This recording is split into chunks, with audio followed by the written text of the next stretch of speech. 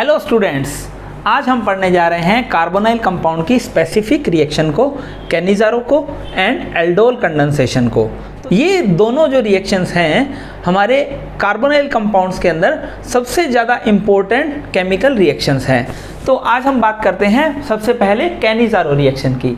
ऐसे एल्डिहाइड्स जिनके पास अल्फा H एटम प्रेजेंट नहीं होता है, ऐसे एल्डिहाइड्स जिनके पास कोई भी अल्फा H एटम प्रेजेंट नहीं होता है, वो स्ट्रॉन्ग बेस जैसे 50% NaOH या 50% KOH की प्रेजेंस में डिसप्रपोर्शनेशन रिएक्शन देते हैं। डिसप्रपोर्शनेशन रिएक्शन का मतलब ये होता है कि अगर आपने यहाँ पर फॉर्मेल्डिहाइड के दो मॉलिक्यूल लिए हैं तो एक का तो हो जाएगा ऑक्सीडेशन और एक का हो जाएगा रिडक्शन। मतलब डिसप्रपोर्शनेशन का मतलब ये होता है कि एक रिएक्टेंट से दो डिफरेंट प्रोडक्ट आपको ऑब्टेन होते हैं। अगर आपने फॉर्मेल्डिहाइड का मॉलिक्यूल लिए दो, ठीक है, तो जब आप इसकी रिएक्शन करवाएंगे KOH या NaOH के साथ तो एक का तो हो जाएगा ऑक्सीडेशन। फॉर्मेल्डिहाइड के ऑक्सीडेशन से क्या बनता है? Formic acid. तो आपको एक तो यहां पर ऑब्टेन होगा फॉर्मिक एसिड का पोटेशियम सॉल्ट, दैट मीन्स इसे बोला जाएगा potassium format.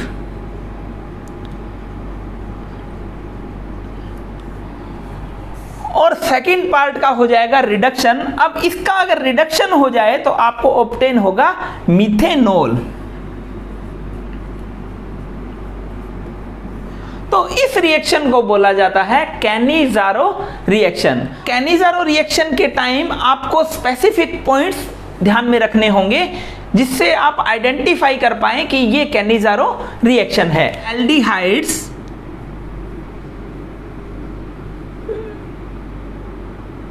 which does not contain alpha H atom, ऐसे एल्डिहाइड जिनके पास अल्फा H एटम प्रेजेंट नहीं होना चाहिए। Second, this reaction is disproportionation reaction. ये रिएक्शन कैसी है? Disproportionation reaction. That means one type reactant two different type product obtain.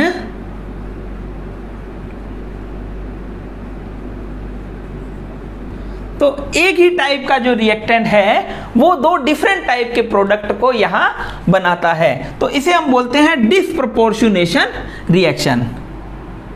ये जो रिएक्शन है इसके लिए मीडियम कैसा चाहिए? स्ट्रॉन्ग बेसिक मीडिया यहां पर आपको प्रेजेंट होना चाहिए। स्ट्रॉन्ग बेसिक मीडिया में आप ले सकते हैं 50% NaOH और 50% KOH। कंसंट्रेटेड NaOH भी बोला जा सकता है। यहाँ पर स्ट्रॉन्ग बेसिक मीडिया आपको यहाँ पर लेना होगा। और सबसे इंपॉर्टेंट पॉइंट इसमें क्या है कि this reaction is hydride transfer reaction.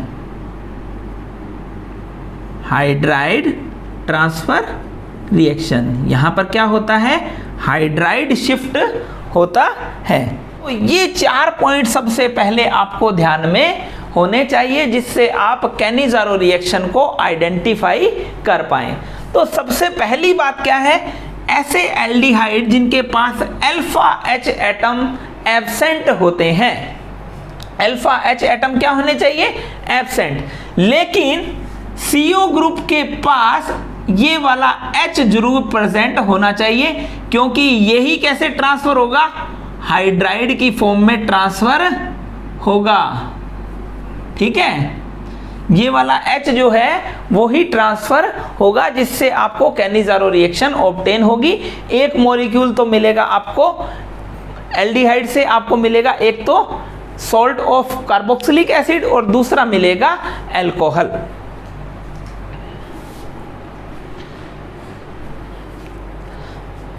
तो एक तो आपको यहाँ पे ऑब्टेन होगा कार्बोक्सिलिक एसिड का सोल्ट और दूसरा मिलेगा अल्कोहल। तो अब हम चलते हैं इस रिएक्शन की मैकेनिज्म की ओर। कैनिज़ारो जो रिएक्शन है वो दो टाइप की मैकेनिज्म देता है। सबसे पहला लो कंसंट्रेशन ऑफ बेस। तो हम सबसे सिंपलेस्ट कैनिज़ारो अगर बनाना चाहें तो आप क्या करेंगे, फॉर्मएल्डिहाइड को रिएक्ट करवाएंगे NaOH के साथ, NaOH। तो यहां पर समझिए सबसे पहले OH माइनस क्या है, एक स्ट्रॉन्ग बेस है। अगर मान लीजिए यहां पर अल्फा H प्रेजेंट होते, ये CH3 होता, तो ये क्या करता, ये यहां से प्रोटॉन को निकाल लेता। That means acid base reaction यहां पर हो जाती। लेकिन यहां पर अल्फा H एब्सेंट है तो एसिड बेस रिएक्शन नहीं होगी। अब ये जो बेस है OH माइनस क्या काम करता है, एक तो बेस है और एक अच्छा न्यूक्लियोफाइल है। तो अब यहाँ पर बेस की तरह ये बिहेव नहीं कर सकता, तो ये अच्छे न्यूक्लियोफाइल की तरह पर यहाँ पे बिहेव करेगा और कार्बोनाइल कार्बन पर अटैक करेगा। तो जब ये कार्बोनाइल कार्बन पर अटैक करता है तो यहाँ पर ये O इधर आ जाएगा, जिससे आपको मिलेगा क्या, HCO minus OH and H। यहां पर जब दूसरा फॉर्मएल्डिहाइड का मॉलिक्यूल इसके साथ कांटेक्ट में आएगा तो ये इलेक्ट्रॉन अंदर की साइड शिफ्ट होंगे। अब यहां से जो है H माइनस इलेक्ट्रॉन लेकर इस कार्बोनाइल कार्बन पर अटैक कर जाएंगे। तो यहां पर देखो बच्चों, इसमें क्या बचा है, H C double bond O OH plus यहां क्या बना है, HCH3O माइनस। ठीक है बच्चों, अब देखो अब क्या हो रहा है, यहां पर अल्कोहल पर तो प्रोटॉन प्रेजेंट है जबकि कार्बोक्सिलिक एसिड पर प्रोटॉन प्रेजेंट नहीं है। तो यहां पर होगा प्रोटॉन ट्रांसफर, प्रोटॉन ट्रांसफर, यहां से प्रोटॉन ट्रांसफर होगा। तो आपके पास ऑब्टेन क्या होगा, HC double bond O minus plus CH3OH, और हमारे पास यहां पर NaOH से जो Na है इसके साथ लग जाएगा, तो ये बन जाएगा HCOONa एंड साथ में बन जाएगा CH3OH। तो एक तो आपको मिलेगा सोडियम फॉर्मेट और एक आपको ऑब्टेन होगा मिथेनॉल। ये जो रिएक्शन है इसमें ये जो सेकंड स्टेप होता है वो स्लो स्टेप होता है। That means rate determining step होता है। तो रेट डिटरमिनिंग स्टेप का मतलब ये है कि रेट किस बात पर डिपेंड करती है इस मैकेनिज्म में, rate is directly proportional to formaldehyde की कंसंट्रेशन का स्क्वायर, वन मॉलिक्यूल और सेकंड मॉलिक्यूल, और OH माइनस आयन की कंसंट्रेशन। दैट मीन्स हम यहां पर बोल सकते हैं कि रेट जो है फॉर्मएल्डिहाइड के स्क्वायर और OH माइनस आयन की कंसंट्रेशन के डायरेक्टली प्रोपोर्शनल होता है। दैट मीन्स इसे हम बोल सकते हैं ये थर्ड ऑर्डर रिएक्शन है। यहां पर हमने क्या किया, सबसे पहले तो फॉर्मएल्डिहाइड पर क्या करवाया, OH माइनस आयन का अटैक करवाया, क्योंकि अल्फा H एब्सेंट थे तो ये बेस की तरह बिहेव नहीं करेगा, न्यूक्लियोफाइल की तरह बिहेव करेगा।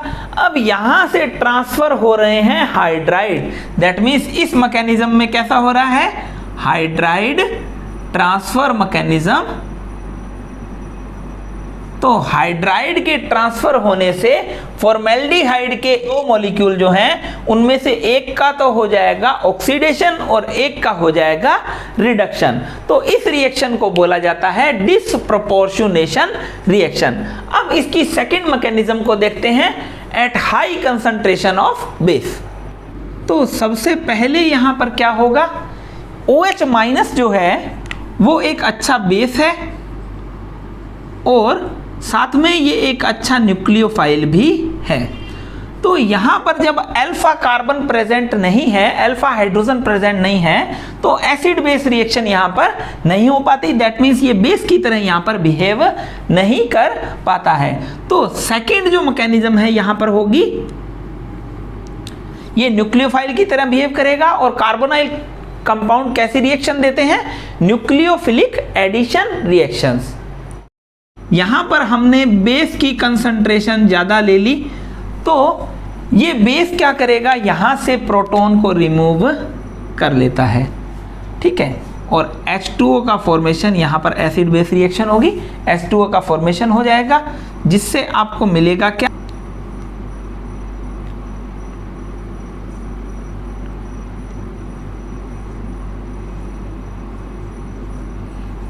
अब यहां पर क्या होगा, जैसे ही ये O माइनस आएगा, ये हाइड्राइड यहां से इलेक्ट्रॉन लेकर रिमूव हो जाएगा और हाइड्राइड क्या होता है, न्यूक्लियोफाइल, तो ये दूसरे कार्बोनाइल पर अटैक कर देगा। तो ये जो स्टेप है वो स्लो या रेट डिटरमिनिंग स्टेप है। तो इसके अंदर यहां पर क्या होने वाला है, HC double bond O minus और साथ में क्या मिलेगा, CH3O माइनस। यहां पर इनका करवा दिया जाता है हाइड्रोलाइसिस। तब आपको फॉर्मिक एसिड और मीथेनॉल ऑब्टेन होंगे। रेट जो है वो डायरेक्टली प्रोपोर्शनल होती है फॉर्मल्डिहाइड की कंसंट्रेशन के स्क्वायर के, OH माइनस आयन की कंसंट्रेशन के भी स्क्वायर के ऊपर डिपेंड करती है। इस रिएक्शन का ऑर्डर ऑफ रिएक्शन हो जाएगा 4। तो कैनिज़ारो रिएक्शन हमने पढ़ी। कैनिज़ारो रिएक्शन कौन देते हैं, ऐसे एल्डिहाइड्स जिनके पास अल्फा H एब्सेंट होता है, वो हाइड्राइड का ट्रांसफर करता है, जिससे डिसप्रपोर्शनेशन रिएक्शन होती है। प्रोडक्ट आपको ऑब्टेन होता है इनसे, एक तो कार्बोक्सिलिक एसिड का सॉल्ट और एक ऑब्टेन होगा आपको अल्कोहल। तो अगर कैनिज़ारो रिएक्शंस के अंदर दो डिफरेंट एल्डिहाइड लिए जाएं तो उस रिएक्शन को बोला जाएगा cross Cannizzaro reaction. Different aldehydes दे दिए जाएं और दोनों के पास अल्फा H एब्सेंट हो तो आपको क्रॉस कैनिज़ारो रिएक्शन होगी। एक का तो हो जाएगा ऑक्सीडेशन और एक का हो जाएगा रिडक्शन। दैट मीन्स एक का तो सॉल्ट बनेगा कार्बोक्सिलिक एसिड का और एक का बनेगा अल्कोहल। तो यहाँ पर इनका प्रोडक्ट आपको आइडेंटिफाई करना हो तो सबसे पहले आपको कैनिज़ारो रिएक्शन की मैकेनिज्म ध्यान में होनी चाहिए। मैकेनिज्म क्या कहती है, सबसे पहले कार्बोनाइल ग्रुप पर OH माइनस अटैक करता है। अब ये OH माइनस यहाँ पर जो है वो इस कार्बन पर भी अटैक कर सकता है और इस कार्बन पे भी अटैक कर सकता है। तो ये उस कार्बन पर अटैक करेगा जिस पर यहाँ इलेक्ट्रॉन डेफिशिएंसी ज़्यादा हो। तो यहाँ पर अगर आप रिएक्टिविटी की बात करेंगे तो रिएक्टिविटी फॉर्मल्डिहाइड की रिएक्टिविटी बेंज एल्डिहाइड के कंपैरिजन में काफ़ी ज़्यादा होती है। तो ये OH माइनस जो है वो इस पर अटैक करेगा और जब OH माइनस जिस कार्बोनाइल पर अटैक करेगा उसका तो आपको बनाना है कार्बोक्सिलेट आयन और दूसरे का आपको बनाना है अल्कोहल। दैट मीन्स इसकी मैकेनिज्म में सबसे पहले तो OH माइनस यहाँ अटैक करेगा। अब इसका हाइड्राइड ट्रांसफर होगा इसके ऊपर जिससे आपको ऑब्टेन होगा C6H5 CH2OH और साथ में आपको ऑब्टेन होगा यहाँ पर HC डबल बॉन्ड ONA। अब देखिए यहां पर इन दोनों कार्बोनाइल्स में से भी रिएक्टिविटी किसकी ज्यादा है, इसकी ज्यादा है। जिसकी रिएक्टिविटी ज्यादा होगी OH माइनस उसी पर अटैक करेगा और उसका क्या बनेगा, कार्बोक्सिलेट आयन बनेगा। दैट मीन्स यहां पर CCl3 COONA plus C6H5 CH2OH obtain. तो क्रॉस कैनिजारों में आप प्रोडक्ट कैसे आइडेंटिफाई करेंगे? क्रॉस कैनिजारों में प्रोडक्ट आपको ऐसे आइडेंटिफाई करना है कि सबसे पहले आपको ये देखना है कि कार्बोनाइल कार्बन कौन से कार्बोनाइल कार्बन पर OH माइनस अटैक कर सकता है। जिस पर अटैक करेगा उसी का हाइड्राइड दूसरे के ऊपर जाएगा और दूसरे का क्या हो जाएगा, रिडक्शन, और इसका क्या हो जाएगा, oxidation. Para nitro C6H4 COONA, इसका तो बन जाएगा सोडियम सॉल्ट कार्बोक्सिलेट आयन का, जबकि यहां पर बेंजाइल अल्कोहल ऑब्टेन होगा। तो अब हम पढ़ने जा रहे हैं कार्बोनाइल कंपाउंड की सेकंड स्पेसिफिक रिएक्शन, जिसे बोला जाता है एल्डोल कंडेंसेशन रिएक्शन। तो कंडेंसेशन रिएक्शन क्या होती है? ऐसी रिएक्शंस जिसमें दो मॉलिक्यूल आपस में एक दूसरे से अटैच होता है और कुछ स्मॉल मॉलिक्यूल वहां से रिमूव होता है, तो ऐसी रिएक्शंस को बोला जाता है कंडेंसेशन रिएक्शन। ऐसे कार्बोनाइल कंपाउंड्स जिनके पास अल्फा H प्रेजेंट है, तो ऐसे कार्बोनाइल कंपाउंड्स जिनके पास अल्फा H एटम प्रेजेंट है। अब यहां पर देखिए कैनिजारो रिएक्शन के अंदर वो रिएक्शन दे रहे थे ऐसे कंपाउंड थे जो अल्फा H जिनमें एब्सेंट था। अंडरगोज सेल्फ कंडेंसेशन, ये आपस में सेल्फ कंडेंसेशन रिएक्शन करेंगे। जैसे आपने अल्फा H प्रेजेंट वाली कंपाउंड ले लिया एसिड एल्डिहाइड जिसके पास अल्फा H प्रेजेंट है, तो ये सेल्फ कंडेंसेशन करेंगे in the presence of dilute acid और डाइल्यूट बेस। चाहे आप HCl ले लीजिए, चाहे आप NaOH ले लीजिए। तो यहां पर इनकी सेल्फ कंडेंसेशन से आपको प्रोडक्ट ऑब्टेन होगा बीटा हाइड्रोक्सी कार्बोनाइल कंपाउंड। तो एल्डोल कंडेंसेशन में क्या होता है बच्चों? जब भी ऐसे कार्बोनाइल कंपाउंड्स जिनके पास अल्फा H प्रेजेंट होता है वो एसिडिक मीडियम में या बेसिक मीडियम में सेल्फ कंडेंसेशन रिएक्शन शो करते हैं, जिनसे आपको beta hydroxy carbonyl compounds obtain होते हैं। अब ये जो बीटा हाइड्रोक्सी कार्बोनाइल कंपाउंड्स हैं, उन्हें अगर हीट किया जाए तो यहां से H2O का रिमूवल हो जाता है, जिससे alpha beta unsaturated carbonyl compounds obtain होते हैं। तो बच्चों मैं फिर से बोल रहा हूं कि एल्डोल कंडेंसेशन रिएक्शन क्या होती है? Most important reaction of carbonyl compound है ये, ठीक है। आपको ध्यान में क्या रखना है? ऐसे कार्बोनाइल कंपाउंड जिनके पास अल्फा H प्रेजेंट है वो स्ट्रोंग एसिड या स्ट्रोंग बेस मीडियम में सेल्फ कंडेंसेशन रिएक्शन शो करेंगे, जिससे आपको ऑब्टेन होगा बीटा हाइड्रोक्सी कार्बोनाइल कंपाउंड। अब ये जो बीटा हाइड्रोक्सी कार्बोनाइल कंपाउंड है उसको जैसे ही हीट किया जाएगा तो वो H2O का रिमूवल हो जाएगा और आपको ऑब्टेन होगा alpha beta unsaturated carbonyl compounds.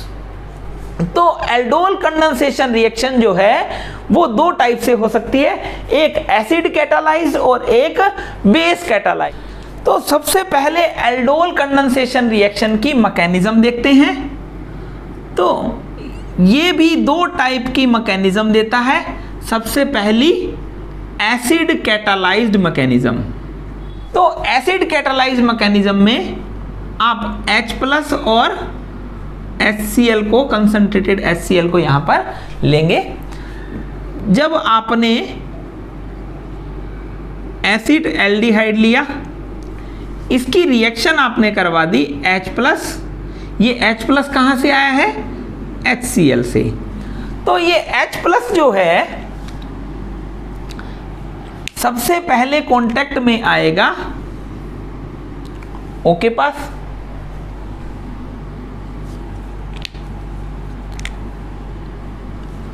जिससे आपको ऑब्टेन होगा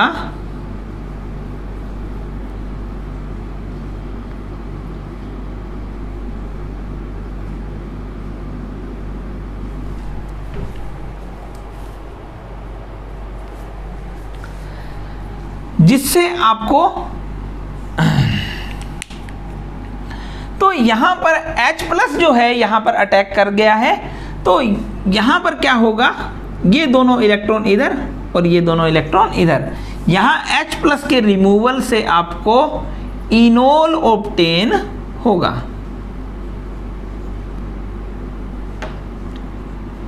तो हम ये बोल सकते हैं कि एसिड कैटालाइज जो मैकेनिज्म है उसके अंदर क्या बनता है? Via enol. ये जो रिएक्शन होती है वो इनोल के थ्रू होती है। बच्चों हम ये जानते हैं कि सेकंड भी जो मॉलिक्यूल होगा उसके ऊपर भी H+ आकर इसी तरह लग जाएगा। अब इसके साथ रिएक्ट कौन करेगा? ये वाला इनोल। अब ये इनोल जो है बिहेव करेगा, बिहेव एज न्यूक्लियोफाइल, न्यूक्लियोफाइल की तरह यहां पर बिहेव करेगा और ये कार्बोनाइल कार्बन पर अटैक कर जाएगा, जिससे ये इलेक्ट्रॉन इधर शिफ्ट हो जाएंगे। तो आपको ऑब्टेन क्या होगा? CH3 C OH CH CH2 C double bond OH। That means आपको ऑब्टेन क्या हो रहा है बच्चों?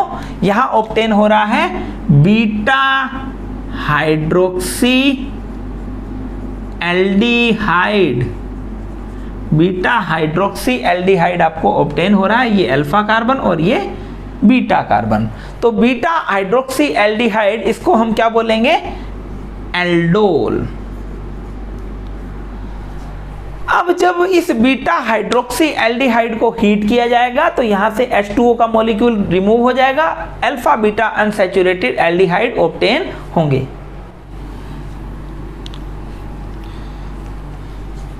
तो जब ये बीटा हाइड्रोक्सी एल्डिहाइड यहां पर बना है, इसको जैसे ही हीट किया जाएगा तो यहां से OH और यहां से H रिमूव हो जाएगा, जिससे आपको ऑब्टेन क्या होगा? CH3 CH double bond CH CHO। तो क्रोटोन एल्डिहाइड ऑब्टेन हो रहा है, जिसे हम बोलते हैं अल्फा बीटा अनसैचुरेटेड एल्डिहाइड। तो आपको अगर पूछा जाए कि एल्डोल कंडेंसेशन में प्रोडक्ट क्या बनता है, तो प्रोडक्ट ये बनता है बीटा हाइड्रोक्सी एल्डिहाइड। ठीक है, तो इसे ही हम क्या बोलते हैं? एल्डोल बोलते हैं। सेकंड मैकेनिज्म जो है बेसिक मीडियम में, तो आप कार्बोनाइल कंपाउंड की यहां रिएक्शन करवा रहे हैं कंसंट्रेटेड NaOH के साथ।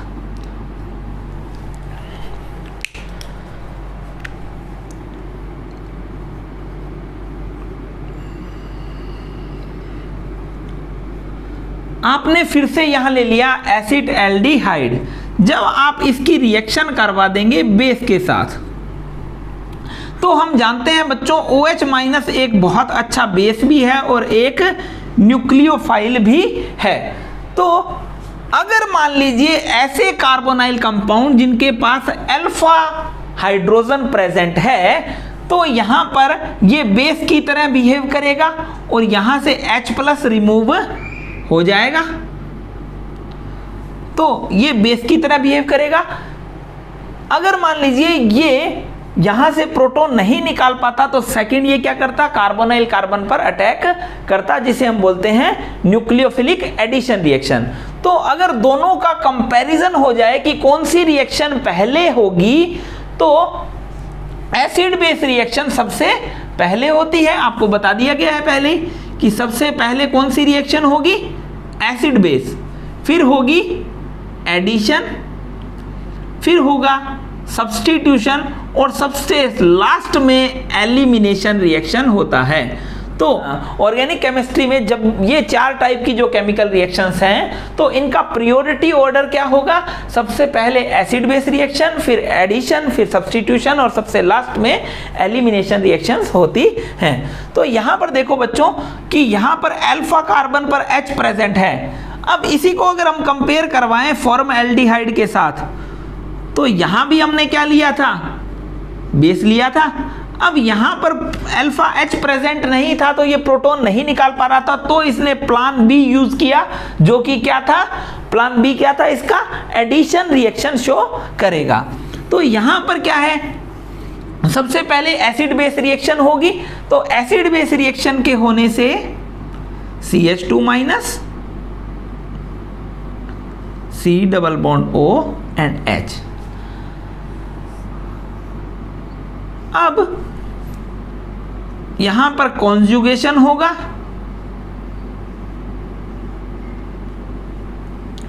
इन्हें बोला जाता है इनोलेट। ये इनोल नहीं है, ये क्या है, enolate. That means basic medium में जो रिएक्शन होगी वो होगी वाया इनोलेट। तो जो इनोलेट है वो बहुत ही अच्छा क्या हो गया, बहुत ही अच्छा न्यूक्लियोफाइल की तरह बिहेव करेगा। अब देखो बच्चों CH3 C double bond O H, इसकी रिएक्शन हो रही है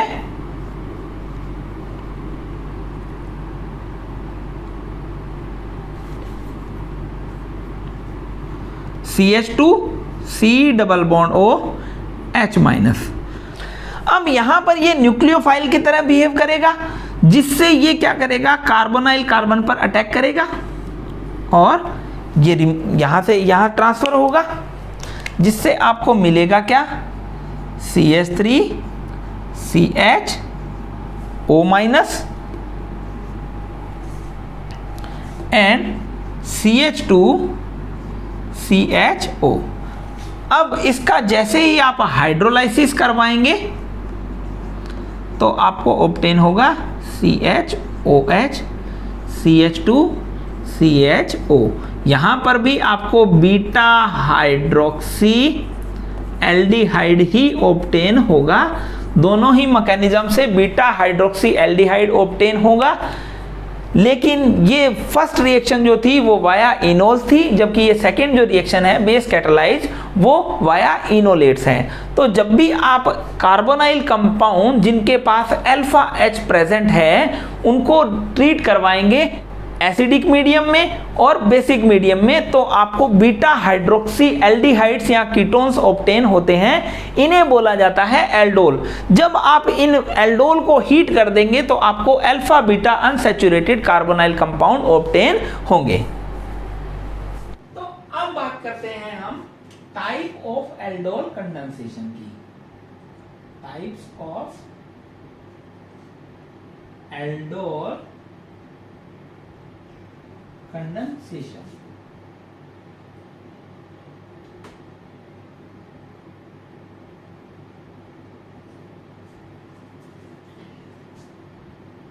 एक होता है सिंपल एल्डोल कंडेंसेशन।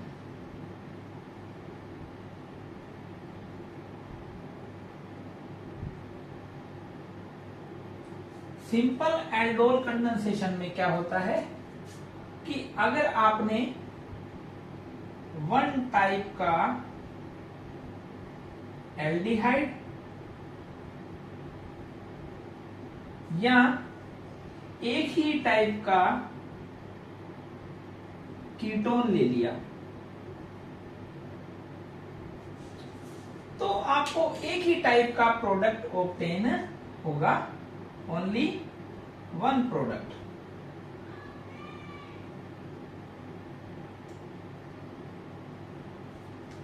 यहां पर भी आपको एक ही प्रोडक्ट ऑब्टेन होगा, तो इसे बोला जाता है सिंपल एल्डोल कंडेंसेशन, जिसमें एक ही टाइप का एल्डिहाइड या कीटोन लिया जाता है। फॉर एग्जांपल, आपने अगर रिएक्शन करवा दी एसिड एल्डिहाइड की डाइल्यूट HCl या डाइल्यूट NaOH के साथ, बीटा हाइड्रोक्सी एल्डिहाइड ऑब्टेन होगा, तो एक ही टाइप का यहां पर एल्डोल ऑब्टेन हो रहा है।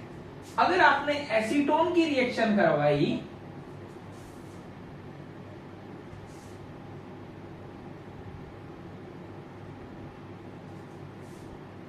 डाइल्यूट HCl और डाइल्यूट NaOH के साथ, तो आपको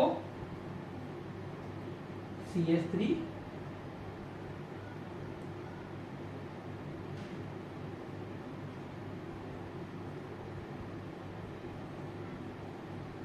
बीटा हाइड्रोक्सी कीटोन ऑब्टेन होगा। तो बच्चों यहां दोनों ही कंडीशन में क्या है, एक ही टाइप का प्रोडक्ट ऑब्टेन हो रहा है। ऐसे एल्डोल कंडेंसेशन को बोला जाता है सिंपल एल्डोल कंडेंसेशन। अगर आपने दो डिफरेंट कार्बोनाइल ग्रुप्स ले लिए, दो डिफरेंट कार्बोनाइल कंपाउंड लिए और इनकी रिएक्शन करवा दी आपने डाइल्यूट NaOH या डाइल्यूट HCl के साथ, अब यहां पर दोनों के पास ही क्या प्रेजेंट है, अल्फा हाइड्रोजन प्रेजेंट है। यहां भी अल्फा H है और यहां भी अल्फा H प्रेजेंट है। तो सबसे पहले क्या होगा, इसका इनोल बने और इसी के ऊपर अटैक करे तो एक प्रोडक्ट, इसका इनोल बनके इसके ऊपर अटैक करे तो दूसरा प्रोडक्ट। अब इसका इनोल बने और इसी के ऊपर अटैक करे तो तीसरा प्रोडक्ट, और इसका इनोल बनके इसके ऊपर अटैक करे तो टोटल 4 प्रोडक्ट आपको यहां पर ऑब्टेन होंगे। तो ये दो एल्डोल जो मिले हैं वो सिंपल एल्डोल से मिले हैं। सिंपल एल्डोल का मतलब एल्डिहाइड ने खुद के ऊपर अटैक करने से पहला प्रोडक्ट मिला, और कीटोन एसीटोन का खुद के ऊपर अटैक होने से दूसरा प्रोडक्ट ऑब्टेन हुआ। अब एल्डिहाइड का तो इनोल बने और दूसरे के ऊपर अटैक करे तो प्रोडक्ट ऑब्टेन होगा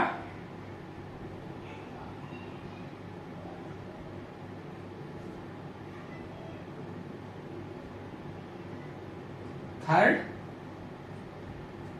एंड फोर्थ के अंदर क्या हो, यहां से इनोल बने और इसके ऊपर अटैक कर रहे हैं।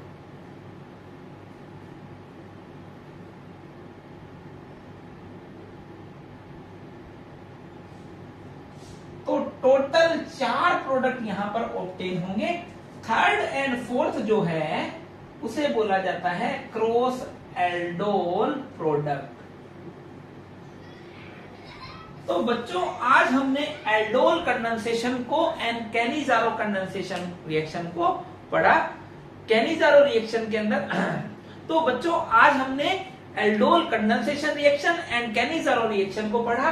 कैनिजारो रिएक्शन के अंदर ऐसे कार्बोनाइल कंपाउंड जिनके पास अल्फा H एब्सेंट होते हैं वो पार्ट करते हैं, जबकि एल्डोल कंडेंसेशन में ऐसे कंपाउंड जिनके पास अल्फा H प्रेजेंट होते हैं वो कंडेंसेशन रिएक्शन करके बीटा हाइड्रोक्सी कार्बोनाइल कंपाउंड बनाते हैं, जिसे आप एल्डोल बोलते हैं।